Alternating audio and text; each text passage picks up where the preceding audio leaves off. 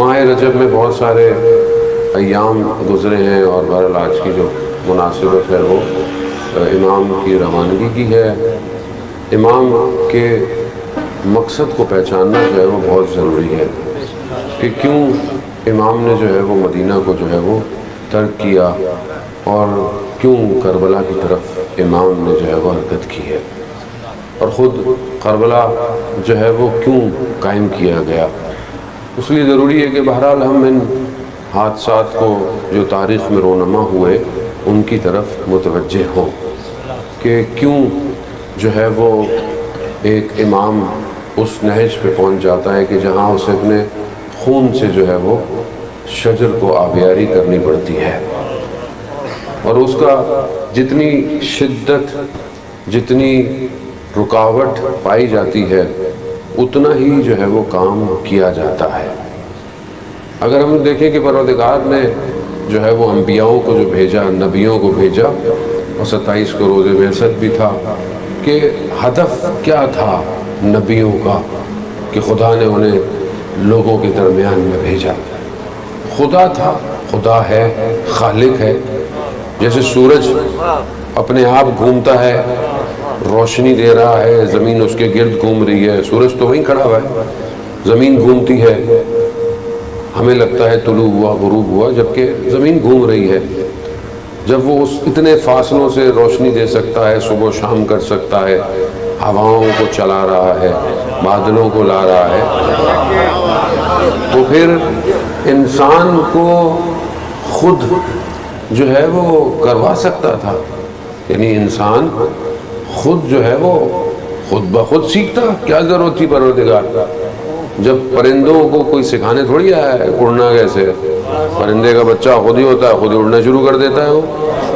اسی طرح انسان تو افضل المخلوقات ہے، اشرف المخلوقات ہے، لیکن کیوں اس کے لیے پروردگار نے نبیوں کو بھیجا؟ باقی مخلوقات آٹو پہ چل رہی ہے، اپنے آپ کام کر رہی ہے۔ چونٹیاں جیسے 1000 سال پہلے تھیں، وہ چونٹی جو حضرت سلمان کے لشکر کے سامنے آئی تھی، چونٹیاں آج بھی وہی ہیں، چونٹیوں میں تو فرق نہیں آیا۔ ہاں نہیں، پروردگار میں نے ساری مخلوق کو جو اس کو دیا ہے وہ اسی پہ چلے گی، نہ لیفٹ ہے نہ رائٹ ہے۔ کہا انسان مشکل ہے، انسان کی جو ساخت ہے نا وہ مشکل ہے۔ انسان کو جہاں بہت بہتر طریقے سے خلق کیا تو اس کے اندر یہ دونوں کششیں ہیں، ایک اچھائی کی طرف، ایک برائی کی طرف، اور دنیا بھی اس کے لیے ایسے اللہ نے بنائی ہے کہ اس میں انسان بعض اوقات سوچتا ہے کہ پروردگار میرا کیا قصور ہے، میں کوئی اپنی مرضی سے تھوڑی دنیا میں آیا ہوں۔ بولتا ہے نا آدمی میرا کیا قصور ہے، بھائی قصور تو کوئی بھی نہیں ہے، اب آ گئے اب کیا کریں۔ دوسرا یہ کہ پروردگار یہ بھی تیری چیز ہے، یہ بھی تیری چیز ہے۔ ہاں نہیں، میں نے پیاس کو تمہاری فطرت میں رکھا ہے کہ تمہیں تشنگی لگے، لیکن ہر پانی تمہارے لیے حلال نہیں ہے۔ بھائی فطرت میں ہے، پانی ہے، پیو، نہیں پی سکتا، کیوں؟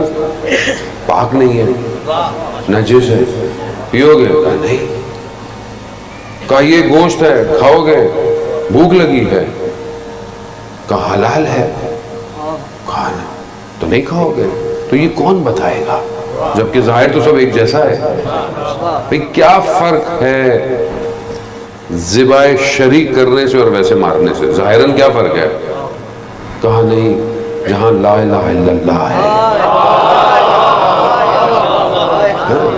ایک آدمی کافر ہے، ہاں نجس ہوتا ہے، اس کی چیز نجس ہے، خود نجس ہے، جہاں لا الہ الا اللہ کہہ دیا پاک ہو گیا۔ کیا ہے اس کے اندر؟ خدا کہتا ہے یہ تو میں ہی جانتا ہوں، اور میں نے اس لیے، کیونکہ انسان دیکھیں سوال کہتا ہے مجھے بھوک لگ رہی ہے، میں تو کھانا ہے، میں نے تو یہ بھی کھانا ہے، میں نے یہ پینا ہے۔ کہا نہیں، ہر چیز کھانی نہیں ہے، پینی نہیں ہے، تو کون بتائے گا؟ اور یہ صرف ظاہر کے لیے تھوڑی نبیوں کو بھیجا، اصل نبیوں کا ہدف انسان کو کمال پہ لے کے جانا تھا، کمال پہ لے کے جانا تھا۔ دو ہدف انسان کے خاص طور پہ جو نبوت کے مبعوث ہونے سے ہیں وہ کیا ہے؟ ایک انسان کی عقل رشد کرے، یعنی عقلیں اس کی پہلے زمینوں پہ رہتے تھے، جھوپڑیوں میں رہتے تھے، جانوروں کو کھاتے تھے، آہستہ آہستہ عقلیں رشد کرتی گئیں، گھر بنے، بلڈنگیں بنی، عمارتیں بننا شروع ہو گئیں، پہلے خچروں پہ چلتے تھے اب جہازوں میں اڑتے ہیں، عقل رشد کی نا۔ یہ عقل کو کس نے رشد کرنا سکھایا؟ نبیوں نے۔ اور دوسری چیز جو سب سے زیادہ مہم ہے وہ تزکیہ ہے۔ سورہ جمعہ آپ پڑھتے ہیں، جمعہ پروردگار یہ کہتا ہے کہ ہم نے جو تمہیں نبیوں کو بھیجا وہ کے لیے ان کا ایک کام یُزَکِّیہِم، وہ تمہارا تزکیہ کرے، تمہیں پاک کرے۔ کوئی اور چیز تمہیں پاک نہیں کر سکتی۔ دنیا کی آپ بہترین جو ہے وہ پاؤڈر سے کپڑے دھو لیں، کپڑے صاف ہو جائیں گے، دل صاف نہیں ہوگا، دل صاف نہیں ہوگا۔ جس کے دل میں میل ہو وہ تھوڑی صاف ہوگا۔ خوشبو لگا لیں آپ، عطر لگا لیں آپ، 1 کلومیٹر دور سے خوشبو آ جائے، عطر لگایا ہے بندے نے۔ بعض لوگ لگاتے بھی ایسی ہیں نا، دوسروں کے لیے لگاتے ہیں، ہم لیے تھوڑی لگاتے ہیں، ٹھیک ہے۔ لیکن اگر باطن بدبودار ہے تو یہ عطر تھوڑی کر سکتا ہے۔ جھوٹ بولنے والے کے منہ سے جو بدبو آتی ہے ہمیں تھوڑی آتی ہے، ملائکہ کو آتی ہے۔ یعنی جھوٹ جو بولتا ہے اس کے منہ سے ایسی بدبو نکلتی ہے کہ ملائکہ عرش پہ پریشان ہے، لیکن ہمیں نظر نہیں آتی۔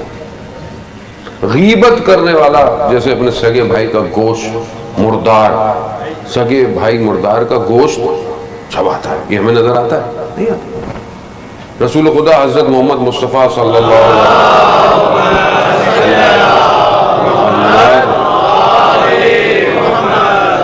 رسول کی خدمت میں خاتون آئی، کہا روزے سے، رسول خدا نے کہا افطار کر لو، کوئی فائدہ نہیں روزے کا۔ کہا کیوں؟ کہا تم نے جو ہے وہ کھایا ہے۔ کہا غیبت کی ہے۔ غیبت کی یعنی تم نے سگے بھائی کا مردار کا گوشت کھایا ہے، اور باقاعدہ الٹی آئی اور گوشت باہر آیا۔ یہ ہم نہیں دیکھ سکتے، ہمیں تو نہیں پتا، اس لیے تو کہتے ہیں روزہ تمام اعضاء کا روزہ ہے۔ یعنی انسان کا روزہ صرف یہ نہیں کہ آپ نے بھوک اور پیٹ، نہ، آنکھوں کا بھی روزہ ہے، زبان کا بھی روزہ ہے، کان کا بھی روزہ ہے، حتیٰ ذہن کا بھی روزہ ہے۔ روزے میں کیا ہوتا ہے؟ آدمی پرہیز کرتا ہے کسی کھانے سے، پینے سے، ذہن ہر وقت سوچتا رہتا ہے، یہ بھی سوچ لو، وہ بھی سوچ لو۔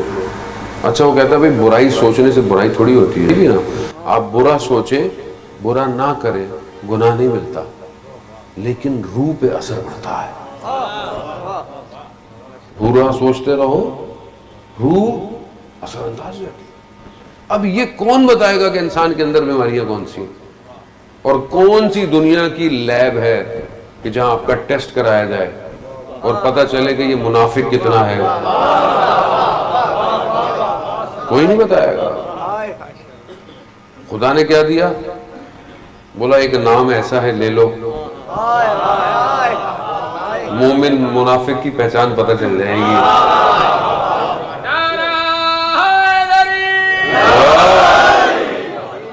یہ کس نے دیا؟ کون دے گا؟ یُزَکِّیہِم، ہم نے نبیوں کو بھیجا تمہیں پاک کرے۔ پاک کیوں پروردگار؟ کیا ضرورت ہے پاک ہونے کی؟ کہا یہ دنیا کچھ نہیں ہے، یہ تو امتحان ہے تمہارا۔ اصل تو وہ ہے جہاں تم نے ہمیشہ رہنا ہے، اس کے لیے تم کیا کر رہے ہو؟ اسی کے لیے پروردگار نے اتنی زحمتیں ہمارے لیے، نبی آئے، ہر دور میں نبی آیا۔ کیوں؟ کیونکہ خالق اپنی مخلوق سے محبت کرتا ہے، وہ نہیں چاہتا کہ یہ جہنم کی آگ میں جلے۔ وہ تو بہانوں سے ہمارے گناہوں کو معاف کرنے کو تیار ہے۔ کوئی کہتا ہے اتنے گناہ ہو گئے، اتنے گناہ ہو گئے، بھائی جتنے بھی ہو گئے، اگر تم سچے دل سے توبہ کرتے ہو خدا توبہ کو قبول کرتا ہے۔ خدا محبت کرتا ہے، ان اللہ یحب التوابین، توبہ کرنے والوں سے محبت کرتا ہے۔ خوب یہ دنیا کی کوئی بھی یونیورسٹی اور دانشگاہ انسٹیٹیوٹ آپ کے نفس کی تربیت نہیں کرے گا۔ آپ کو ڈاکٹر بنا دے گا، انجینئر بنا دے گا، سائنٹسٹ بنا دے گا، سارے کام کر دے گا، انسان نہیں بنائے گا۔ انسان بننے کا فارمولہ صرف اللہ نے اپنے ہادیوں کو دے کے بھیجا۔ جتنے اللہ کے ہادی تھے انہوں نے یہ نہیں کہا کہ بلڈنگیں بناؤ، یہ بناؤ، وہ بناؤ، رشد کیا عقلوں کو، مگر مولا کائنات حضرت علی ابن ابی طالب علیہ السلام صلی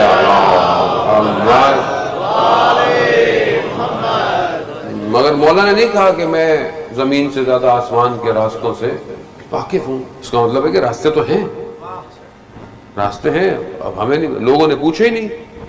اب لوگ ظاہر ہے جتنی انسان کی ظرفیت ہوتی ہے سوال کرنے سے پتہ چلتا ہے انسان کا علم کتنا ہے، لیکن لوگوں کے پاس نہیں تھا۔ لوگ پوچھتے تھے مولا ہمارے سر پہ بال کتنے ہیں، درخت میں پتے کتنے ہیں، جیسے تھے ویسے ہی ہوں گے۔ اب ہم سوچتے ہیں بھئی ہم ہوتے تو شاید پوچھتے، ہم نے بھی کچھ نہیں پوچھنا تھا، ہم نے کیا پوچھنا تھا، ہم ابھی کیا پوچھ رہے ہیں، ابھی ہم پوچھتے کیا ہیں؟ اگر کوئی مولوی ہاتھ آ بھی جائے تو کیا پوچھتے ہیں؟ عزیزان محترم، وہاں لوگ امام کو نہیں پہچانے، امام کہہ رہے ہیں میں یہ جانتا ہوں، میں وہ کسی نے پوچھا ہی نہیں۔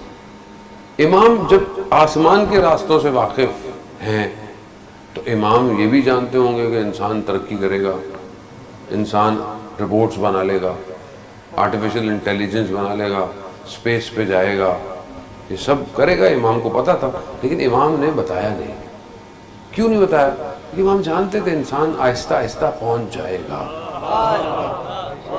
لیکن یہ انسان نہیں بن پائے گا۔ اسی لیے نہج البلاغہ انسان بننے کا فارمولہ ہے۔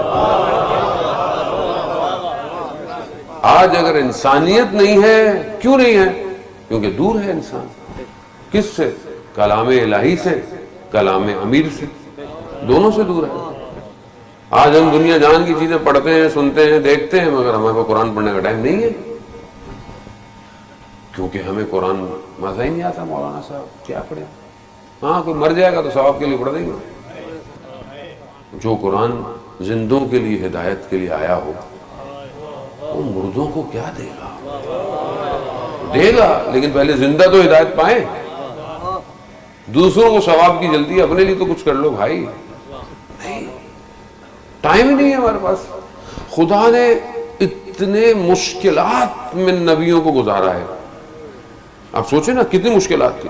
حضرت اسماعیل کو حضرت ابراہیم کہاں چھوڑ کے چلے گئے، کچھ بھی نہیں ہے، حضرت سارہ اور یہ، اور دیکھیں کس طرح ایڑیاں رگڑیں اور پھر آب زمزم نکلا، کن کن مشکلات۔ حضرت ایوب کتنی پریشانی، اولاد مر گئی، مال ختم، مویشی ختم، سب ختم، بدن میں اتنی بیماری، حضرت ایوب کی زوجہ تک امتحان،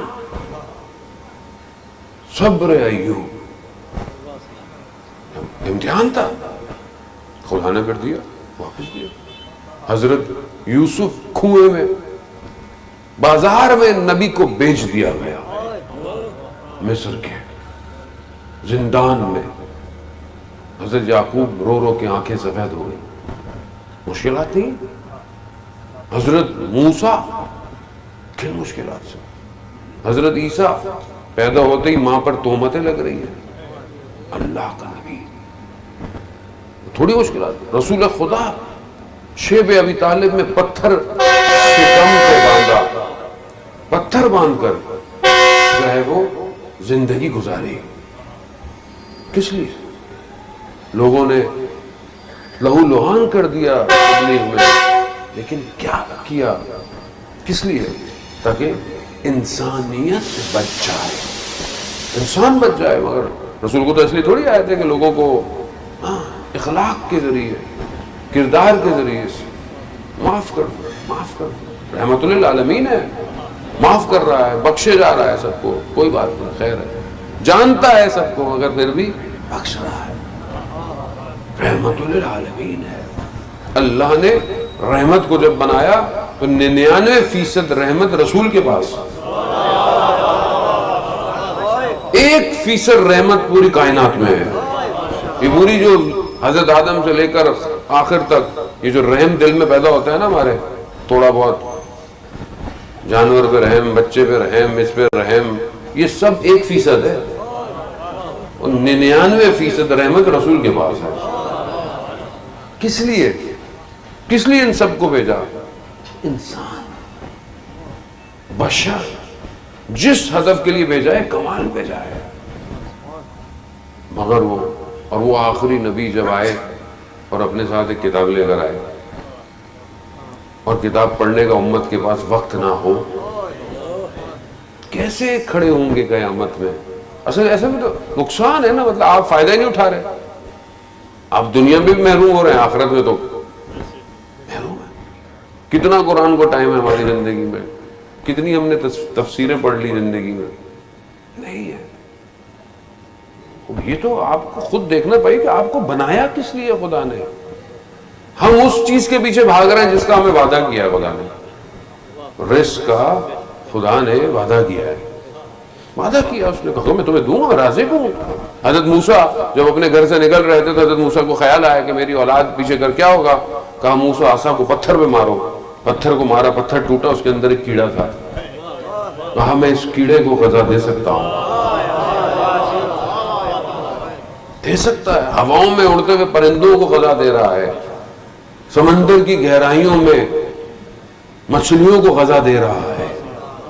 رازق ہے وہ، اس کے لیے کوئی مسئلہ نہیں ہے.